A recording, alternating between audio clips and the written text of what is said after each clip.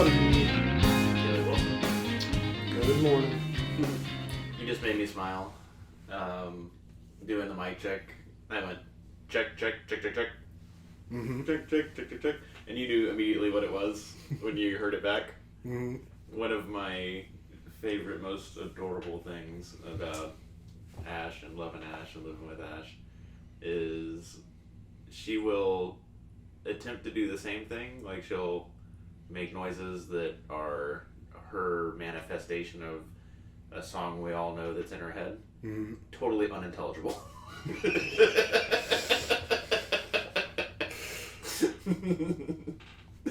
And I don't know, maybe that's too much of an intimate look into our relationship.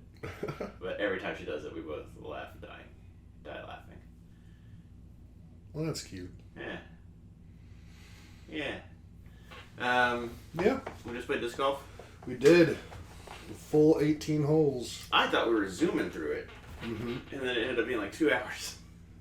I think we were just under 2 hours. Yeah. But yeah, I mean, playing all 18 holes takes a minute. Yeah.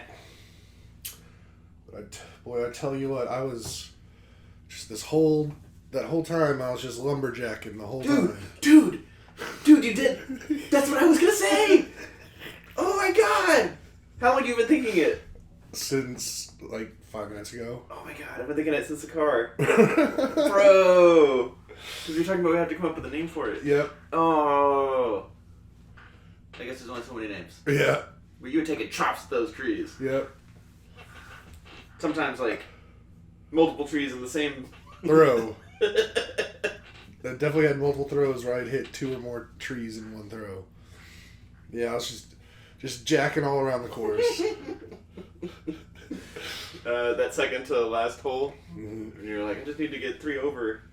I just need to beat you by 3 strokes in the next 2 holes. And the second to last hole is like a Nathan hole. Yeah. I own that hole. Yeah, that was made for you.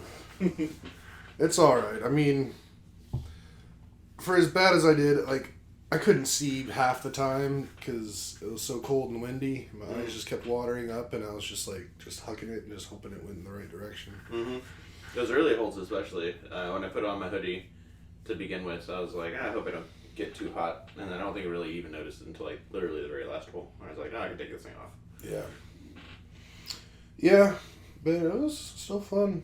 I mean, I have my days where I'm a lumberjack, and then I'll have other days where I'm not. The hole that brought together the lumberjacking and the cold for me, you had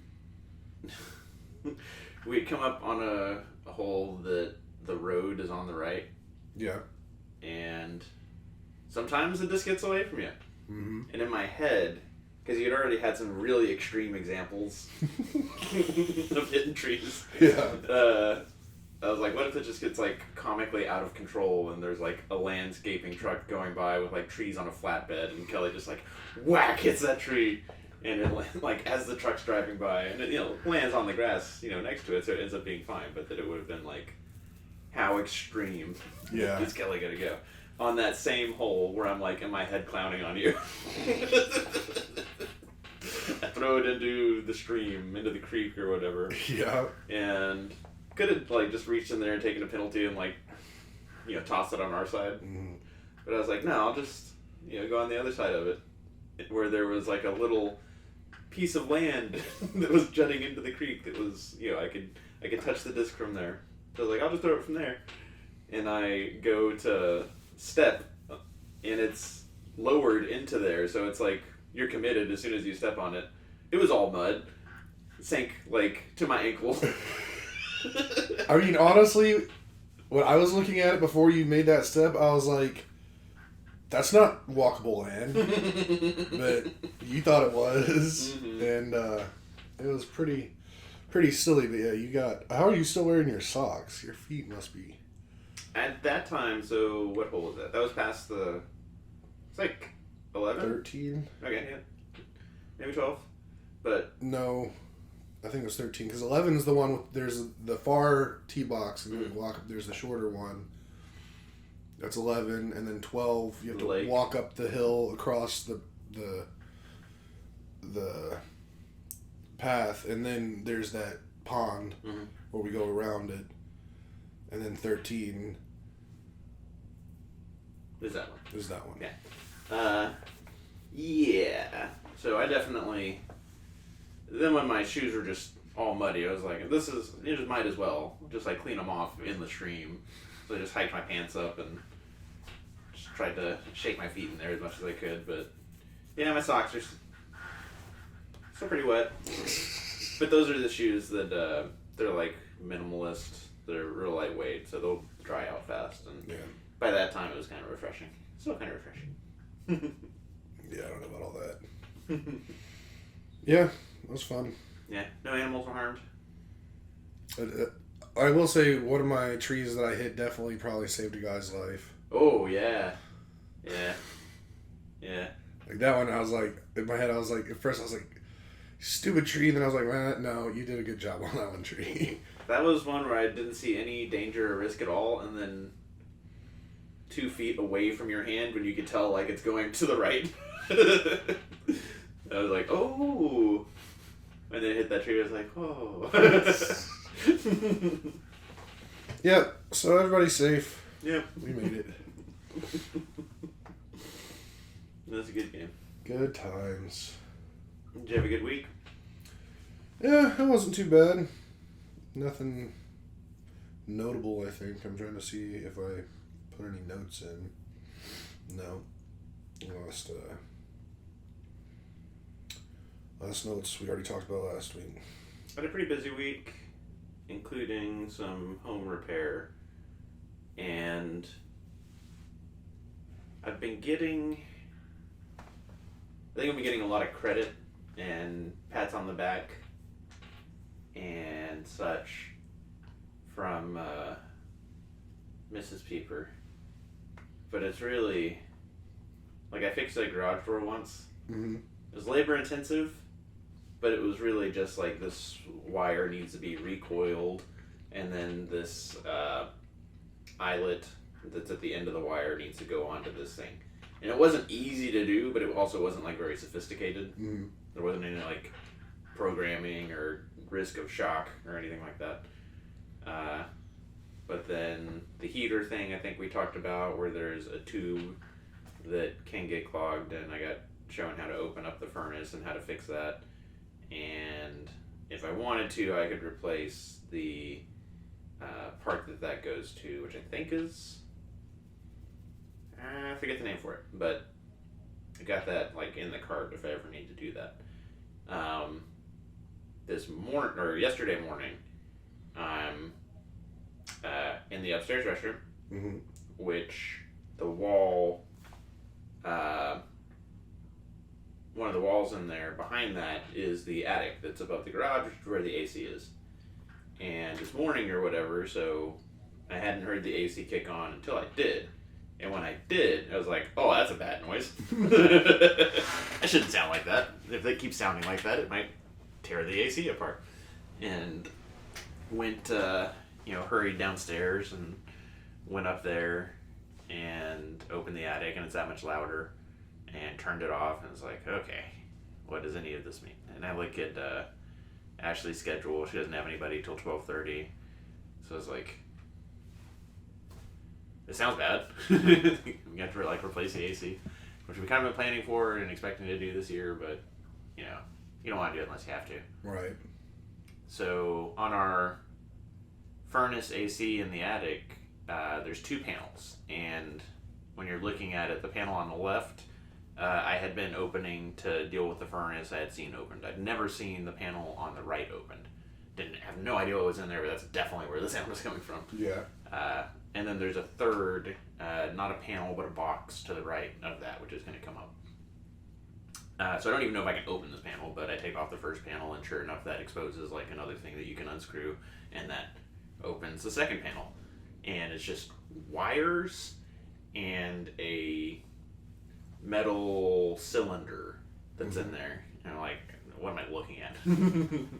And I want to... There's a switch in there that turns it on and off if you have to work on it. And I had turned it off, and I was like, all right, just turn it on and see what I mean, this is going to be even this much louder with the panels off. Mm-hmm. Turn it on and nothing happens. By now, Ash is awake, and she's at the bottom of the stairs for the attic door thing. And I tell her, like, oh, this is weird. Have you, like, turned the AC to off so that even if I turned it on up here, if it's off on the thermostat? She's like, no, I haven't messed with anything. And I was like, put it from auto to fan just to see if, like, that would do anything, and it didn't. And she was like, maybe there's a sensor or something that it doesn't want you to turn it on when the panels are off, which I knew wasn't the case for the furnace because I had seen our guy working on it with that panel off and just the flames going through, and I was like, oh, that's dangerous. But it was doing it. But then I was like, what would a sensor even look like? And look a little bit closer, and sure enough, there is like a switch that if the door's on, if the panel's on, the switch is closed, and since it's not, it's open. So it's like, okay. So then I'm just like looking at this thing and trying to remember like things that David is our AC guy had told me before, and I'm like, it's got to be some kind of like motor or some kind of fan thing. And when I'm looking at it, and I'm like, okay, this box that's further to the right, that's where our vents, air is getting sucked in from the house into this box to the AC from this must be like a fan sort of thing that sucks the air. Mm-hmm. And but it's just like a metal cylinder when you're looking straight at it. So I was like, the hell am I supposed to do with it? What is anybody supposed to do with this? But then I kind of look under it, and then you can see like, oh, there's actually like fan blades that you can touch and all of that, and like everything's turned off, and I've been trying to turn it on, and won't turn anyway. So I'm like, I'm reasonably sure that it's not going to cut my hand off if I stick my hand in there.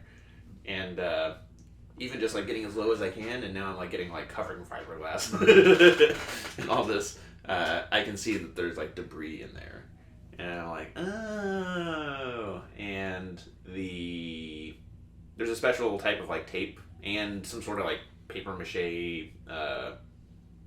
I think they might call it mud, but it's like holding these two boxes together, the box where the air comes in, mm-hmm. and the box that houses the blower. And I guess that had come dislodged and into the fan.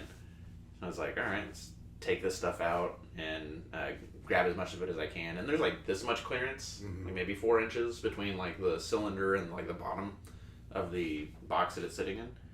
And I'm just like taking like one chunk of tape after another. It's like metallic tape that used to hold these boxes together, and pull all those out. And I'm like, all right, let's see what that did. And put the panel back on, and just that panel, and flip the switch, and it sounds like it should. Like, all right, that's cool. But that tape was presumably doing something.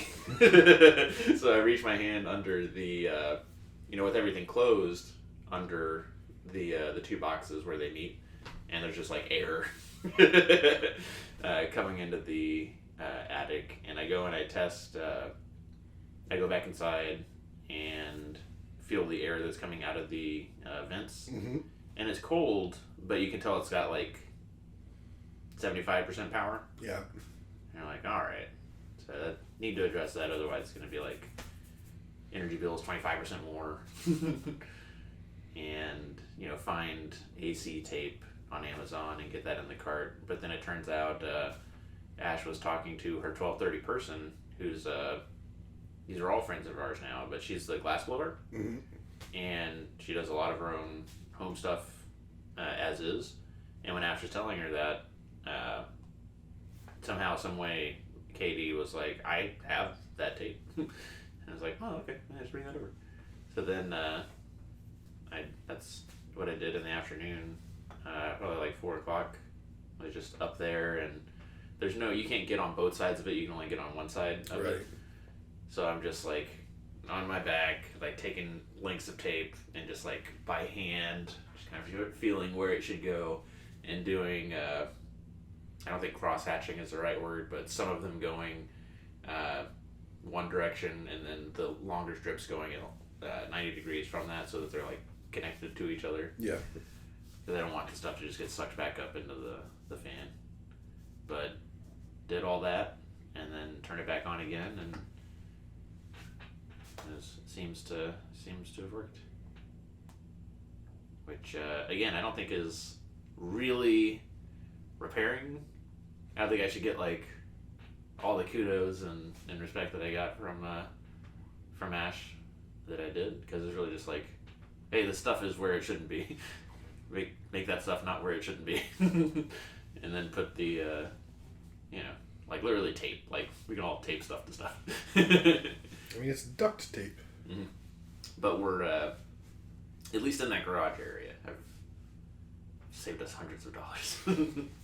I mean, that's all that fixing shit is, really. Like, most stuff is not hard to fix. It's just you gotta like look at it, you gotta think about it, and then just use some logic, and then it's usually something kind of minimal, and you're done.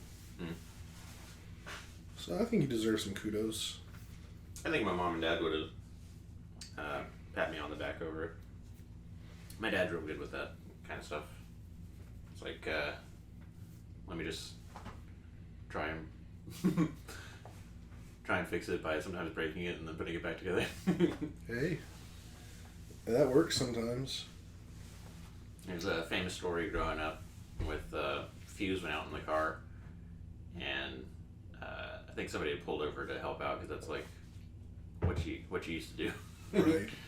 But MacGyver was a big thing at the time, and instead of where are you going to get a fuse like between Houston and San Antonio at like 9 to 9 or whatever time it was,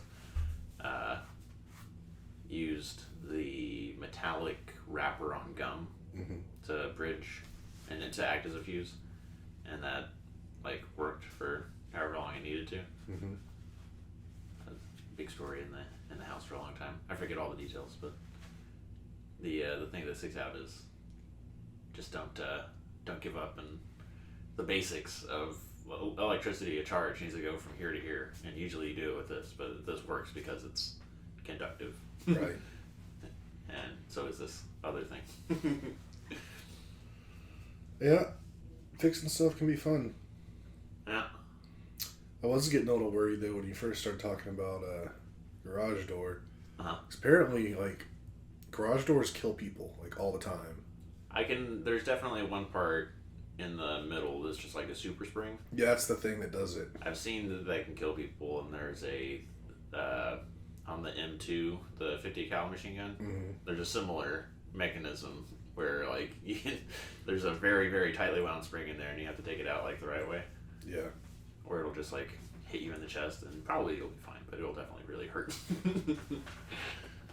But that's not what I was messing with. Well, that's cool. Yeah. Feel good about that. And then also, yeah, Ash really likes it. Ash likes that stuff. That's cute. Yeah. They're a bunch of cuties.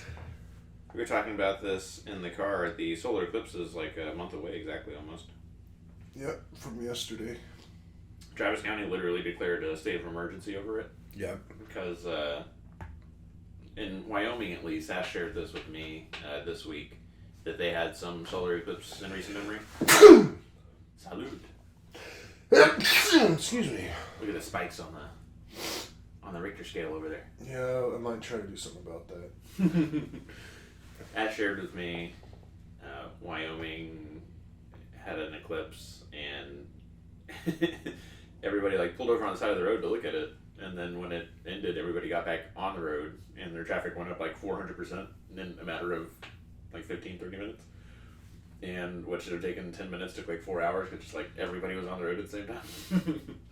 And it was like, I understand Travis County declaring a state of emergency, when if that's what Wyoming looks like, of course Austin will be like wrecked. Yeah, I was gonna say there's like 20 people in Wyoming. Exactly. Yeah. How does that even work?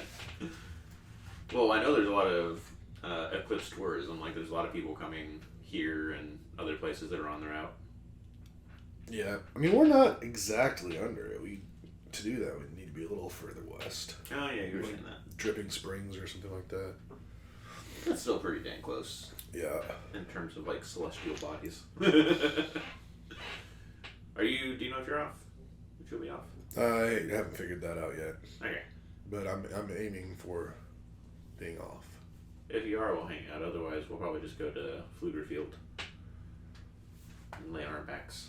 Man, it's probably going to be like a rainy day. We won't be able to even see it. Oh, man. I hope not. It's going to be one of my brother's birthdays. Oh, snap. Mm-hmm. Finally get out your superpowers. These used to be more fun. We were like, we can get superpowers. Now I think about them, and I think about the leaves mostly, and how surreal that is. Oh, yeah. Yeah. This guy that I work with, his roommate, actually just last week passed his check ride for his private pilot's license. Mm-hmm. And he's already reserved an airplane to rent on Eclipse Day. Mm-hmm. And he's going to take the guy I work with and another one of their friends up flying around during the eclipse. Sweet. That's pretty sweet. Wish I could do that. You see bigger structures of shadows. Bigger shadows of bigger structures. Yeah. Think about how, like, big of a trip that must have been for folks back in the day. When fewer buildings, more trees. Like, what is happening? But a lot of people got killed for witchcraft because of it. Mm. But a lot of people like lost their minds over it, yeah. Silly. Silly stuff. Hey, have you ever seen how like some stuff is not really as old as we think it is? Sometimes. I got one for you. Do it. Well, here's something I didn't know until today. You know the song this frog sings in the old Looney Tunes cartoon? Hello, my baby. Hello, my honey. Hello, my ragtime gal. Well, that song is a novelty song making fun of the word hello, which was new when the song came out. See, the word hello as a greeting only goes back to the invention of the telephone. You may have heard the trivia that when Alexander Graham Bell was developing the phone, he wanted people to shout the word ahoy into the phone when they answered. And it was Thomas Edison who convinced people to start saying hello, which prior to that, that word was used to express surprise. It wasn't something you would say as a greeting to someone on the street. You would say good morning or something like that. So that song from 1899 was a novelty song making fun of this crazy new slang that everybody was doing on this wacky new invention. In fact, lots of our greetings and gestures are way more recent than you think. The high five, that was invented in my lifetime, in the mid-70s. The term high five wasn't added to the dictionary until 1980. Well, here's something I didn't know. How about that? I knew it. Did you know the high five one too? I did. Dusty Baker invented it. Our Dusty Baker? Yeah. Our the Dusty Baker? The Dusty Baker. Oh my goodness. I like Yeah. that. Yeah, and I actually just read about that song and the Hello My Honey thing. Mm-hmm. Although I read that it wasn't so much as like making fun of the word hello or whatever, but it was actually just written about a guy who had a crush on a girl that he only ever spoke to over the phone. Mm-hmm, mm-hmm. I like that. But yeah, and also, what was it? Maybe it was Thursday, was Alexander Graham Bell Day. Oh. So. Did you do a LinkedIn post for it? I did. There you go. I'm pretty sure you liked it. Oh, nice. Are you learning a bunch of just like random trivia doing a thing a day? Yeah. Cool. But I've known the ahoy thing for quite a while. Mm-hmm. One that I learned recently, actually for like a kind of a dark reason. So we talked about like the explosion of flat Earth and space is fake on like my algorithm at least. Mm-hmm. Kind of dug deeper into that. There is a huge like Christian fundamentalist element to it. Yeah. And diving further into that got me into Christian nationalism. Yeah. And one of the, I shouldn't say like one of the earliest iterations of that, but do you know that In God We Trust is not that's like a Cold War thing? That's like a 60s, 70s thing? Mm-hmm. I think a lot of people think that was like from the beginning. Yeah, no, that was not there. That was in defiance or in contrast to a good communist is an atheist. Mm-hmm. The Soviets are atheists. That's when we were like, oh yeah, well, in God we trust. God's on our side. And I didn't know that was not there the whole time. Yeah, I mean, I know the under God in the Pledge of Allegiance wasn't a thing until like 50s or 60s or something. Mm-hmm. Yeah. Silly stuff. I mean, just similar thing. I mean, sliced bread isn't even that old. But they say as old as sliced bread, Kevin. I know, but that was made in like the 20s or the 30s or something. It's not old at all. There's plenty. Okay, maybe I have seen that before because there's like people that are older than sliced bread. Yeah, Betty White was older than Okay. sliced bread. Yeah. Or maybe it was the Queen, or both. I think they were similar ages. Mm. Yeah. McAfee this week. Mm-hmm. I asked you about it in the car, but when I went to my notes, the first thing that's up there is the Jason Kelce retirement speech, Oh, yeah. which was funny. Was that Monday? I think so. McAfee has been, the first 2 hours, it goes on like 3-4 hours, Mm-hmm. but the first 2 hours are on ESPN, Right. and obviously that means, they have to kind of censor themselves.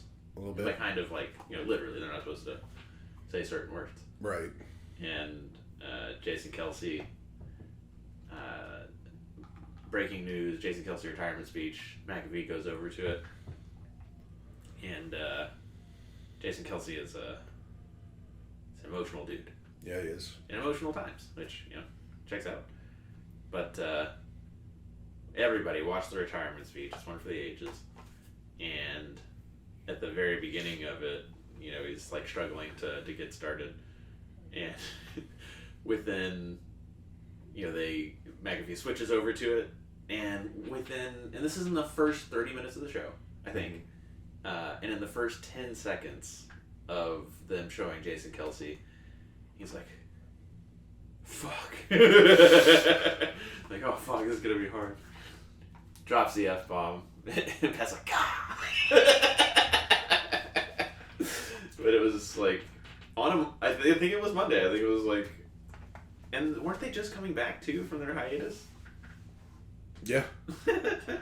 So just the first day, the first segment, the first so many seconds of the video, and it's like, just put it on the board. Yeah. 0 days since the last one.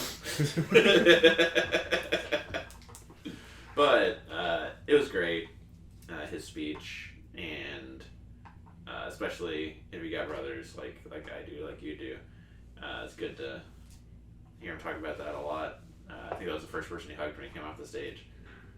And all these teams in the NFL, the Cowboys letting go 2 of their best linemen, which, like, our line is our team.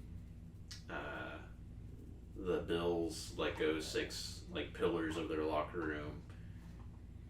The Eagles are losing Jason Kelce.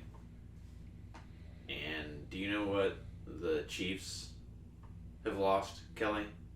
You know what the Chiefs let go for cap space, Kelly? MVS? MVS.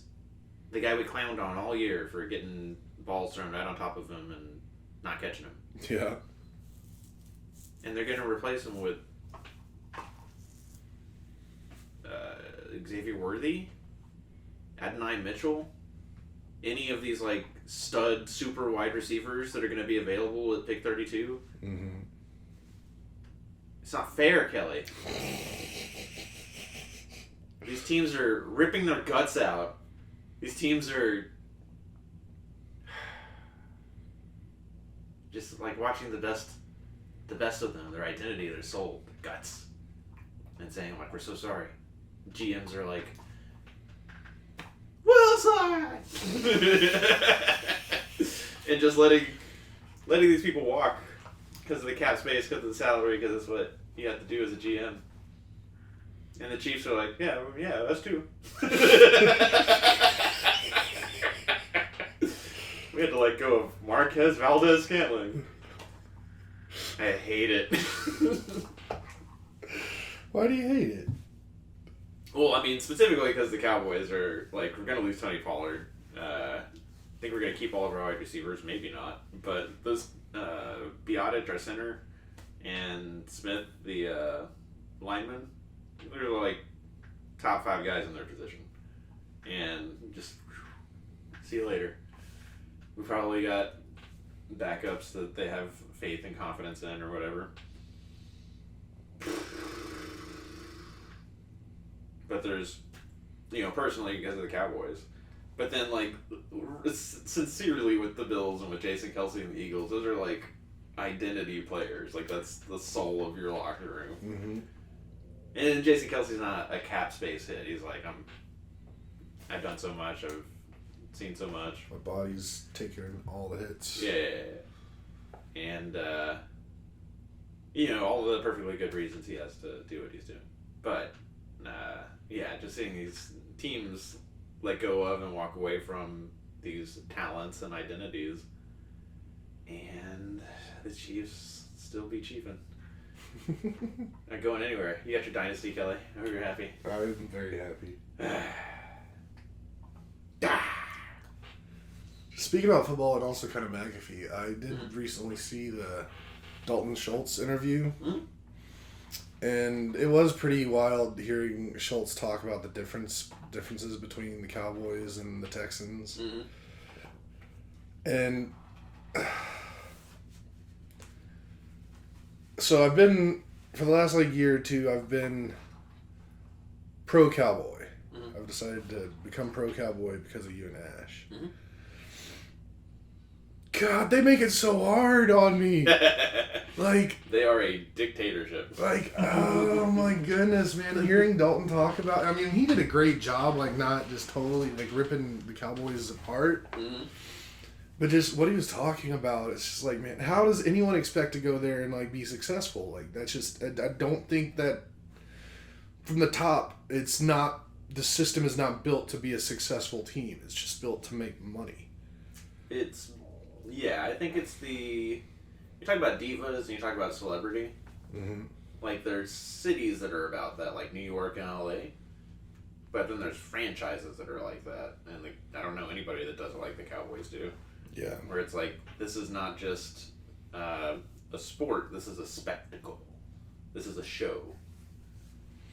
And I would say the Yankees sort of do that. But it's different, too, where it is about, the sport. And it is, you're not having a beard. But you are, a celebrity when you're on the Yankees. And that's how the Cowboys come at that, too. It's, all these players, they're probably really good. Because everybody wants to be a celebrity. Everybody wants to be on the Dallas Cowboys. But it is about the spectacle. It is about the entertainment of it along with the sports. I didn't know, Schultz said on there that there's daily tours of the facilities when they're training, and people are just tapping on the glass of the to the weight room. While I think that was a bit of a metaphor, like the gorilla at the zoo. I don't know how literal that is. I think he was being literal about it. He said that there was apparently it was one-way mirror or something. So when you're inside, you're not seeing the fans walk by, but you knew it was a they could see in situation. And they'd hear tapping on the window all the time, because people were trying to get their attention. It's come on, you're not trying to win at all. That's not how you win. They want to have both, but you can't. Or if you do, you got to win first and then adjust. They could probably be further along than they are without the distraction. I'm still trying real hard to not go back to my anti-cowboy ways, but just stop making it easy, man. My takeaway from it is how happy I am for Dalton Schultz and the Texans. I put this in the chat that when Schultz gets a 3-year contract, any year but this year, you'd be like, oh, good, the Texans have their best wide receiver for the next 3 years. And now it's like, oh yeah, he's like an important part for sure, but he doesn't have to carry the load and be like the guy. He's like the fourth guy. Right. And the Texans are going to get some amazing running back and just go to town. I mean, this year, I have real high I don't know about expectations yet because I don't think we've won enough for me to just like expect it. But I have real high hopes for him next year. Like I'm thinking possible like AFC Championship game. Maybe even a little further than that. I mean, we'll see. But, I mean, if CJ has another year like he did, our wide receivers can stay healthy. We got Schultz now, and defense is solid. I think we could probably use a little help on the offensive line. But then, yeah, like you said, we're probably going to get a really good running back. And then, I mean... Do you know the running backs are out there right now? I know a few of them. Like Derrick Henry, Austin Eckler, like your number 1 and 2 pick in fantasy drafts not that long ago. Yeah. Josh Jacobs, another. Saquon Barkley. Jeez, yeah.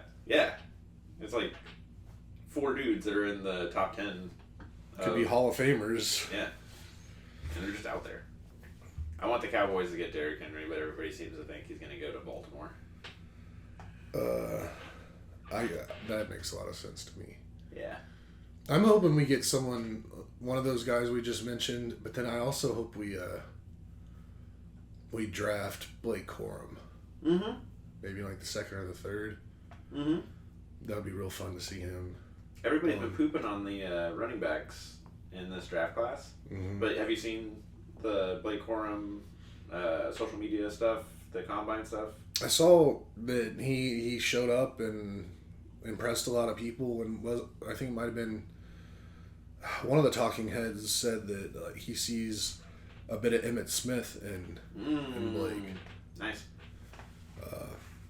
I don't know if I'm ready to go there, but I mean, he didn't like. He said he saw a little of Emmitt Smith in him. Like he was not saying he's the next Emmitt Smith, but I mean he is pretty small. But a lot of running backs are small to get through those holes. But I mean, small is relative too, because I bet he's not Darren Sproles small. I bet he's not Cavante Turpin small. I mean, I think he's like 5'8". That's pretty small. I think. But how much does he weigh? I don't know, but he can lift a lot of weight. I saw that. I saw him do 27 reps at 225, which is bananas. Which is why I don't think he's got to be more than 200 pounds. Like, he can't be doing 225 27 times and weigh like 185. Yep, he's 5'8". Wow. 214. That's a lot of muscle. And that's pure muscle. Yeah. Apparently his dad was like a professional bodybuilder or something, so like growing up, like he was always on the weights and stuff, so he knows what he's doing in the weight room. What I saw that really impressed me was he put his, you know how you can superimpose or like have two videos going at the same time? Like Rich Eisen does it. Yeah. When he does this 40. Whoever, maybe the guy who ran the fastest at the 40, there's another drill they do where it's supposed to simulate like actually getting off the line and avoiding tackles. So like a proper drill. And however much faster this guy was at the 40 and just like a straight line speed, Corum's little thing at the bottom was like, that's not football. Like the 40-yard dash is not football, this is football. And he showed the drill and how he just like, by the end of it, he's like several people in front of the dude that was faster at the 40. And I was like, yeah, man. His feet are really good. He can make cuts really good. He can change his direction with keeping all of his speed and momentum like up. I mean, he's fun to watch play, and I really hope it translates into a good career. But I mean, just right now, the way NFL is treating running backs, it's hard to really even have like a really great career. Yeah, it's unbelievable. Those 4 or 5 guys would all be like free agents, untagged, not going anywhere. And I mean, except for maybe one of them, I doubt any of them are gonna get like $10 million a year. No. They're gonna be like $4 or $5 million a year, which is like so disrespectful for what Yeah. they do compared to like how much receivers are getting paid and how much even now like safeties and cornerbacks are getting paid. It's wild. I have a nightmare scenario for one. So there was a thing I thought might happen this offseason that's already off the board, but it's if they wanted rings more than anything else, there's a universe just like an inch offset from ours where both Mike Evans and Austin Eckler go to the Kansas City Chiefs, where the Jared McKinnon apparently isn't coming back, so that role for the pass catching running back is just out there, and it could be Austin Eckler and Mike Evans. Ugh, that would have been a catastrophe. That'd be great. Ugh. That'd be awesome. But Mike Evans is staying in Tampa Bay, which means probably Baker Mayfield probably is too. Yeah. But Austin, I'm wondering where are those running backs going to go. Derrick Henry's already in the gym posting those videos. Yeah, he's trying to get paid. Yeah, and he will. I mean, he's a freak. I mean that with all due respect. He's from another planet. He is definitely not one of those small running backs. He is a big boy. But he can move. Mm-hmm. And when he gets moving, like, you don't want to try to tackle that. Football, only, what, like 21 days until This is the quietest time. UFL? Yeah, well, sure. But the draft is good and far away. Yeah, it's not- a month and 11 days Yeah. or something. It's not the back end of this month, it's the back end of the next month. I've already got, you see Ty did Mad Milk Hyper? No. He did Mad Milk Hyper this week, because I guess he was in character at the Combine with Pat. And there's like videos of that. But he did one of those recorded segments. Oh. You'll find it. Alright. Yeah. But he did one of those, and I was like, oh, Draft Spectacular. Draft Spectacular. Oh, I We need can't to watch wait. that together. I would love to. Very much so. So that'll be cool. And then you, me, and Ash need to come up with like the same thing that Pat and AJ do, where like we guess what order they're gonna go in, and there's winners and losers. Okay. Like for just the first round? Yeah, or- just- Okay. And if I don't know if they do all 32 picks. Pretty sure. Okay. Pretty sure they do the whole first round the first night, and then No. I mean like for their competition, their Oh. bets. Of like what order who's gonna go in. top 10. Yeah. I'm down. Yeah. I'll look at last year's and see how that went. I remember the last 2 years they always start like an hour and a half earlier than they mean to. And each year they're like, all right, we're not Never starting that again. early. And they start later, and then the draft just starts even later. Alright. I think it's probably long enough. I'm saying we might need to break this into 2 days, because I thought 7:45 was early, but I'm not going to get back to the ranch until like 11. Yeah, I'm down with that. And I just don't know if I can commit to any earlier on a Saturday morning. Yeah. I keep meaning to go to bed earlier when it's like Friday night, so no. Well, alrighty, I'm gonna go enjoy a klobasnik. Mm-hmm. And yeah, if you made it to the end, don't forget to like, subscribe, hit the notification bell, tell your friends. See you in a few hours. Bye bye.